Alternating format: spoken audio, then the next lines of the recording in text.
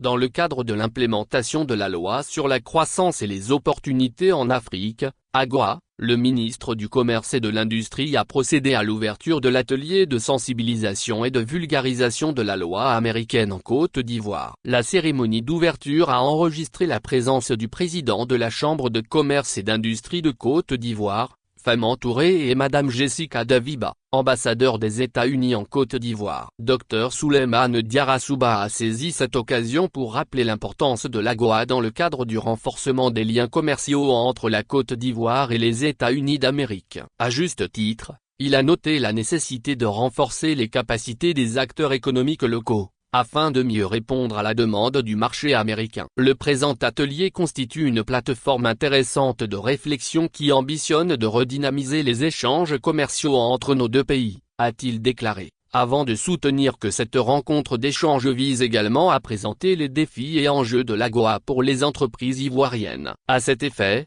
il a invité les participants à s'approprier ce dispositif de préférence commerciale, afin d'en faire bénéficier un plus grand nombre d'entreprises. Le présent atelier, a indiqué le ministre du Commerce et de l'Industrie, est l'occasion de passer en revue les actions du gouvernement pour assurer efficacement l'accompagnement des acteurs économiques, afin d'exploiter les opportunités offertes par l'AGOA. Il s'agit notamment de la mise en œuvre de l'agence Côte d'Ivoire Export et les nouvelles procédures digitalisées développées sur la plateforme du guichet unique du commerce extérieur, afin de faciliter les échanges des acteurs du commerce extérieur avec les États-Unis dans le cadre de l'AGOA. Faut-il l'indiquer, la Côte d'Ivoire et les États-Unis entretiennent de bonnes relations économiques et commerciales. Les niveaux d'échanges commerciaux entre les deux pays sont estimés à 939 milliards CFA en 2023. Les importations des États-Unis provenant des pays d'Afrique subsaharienne éligibles au programme AGOA se sont établies à 9,7 milliards de dollars en 2023.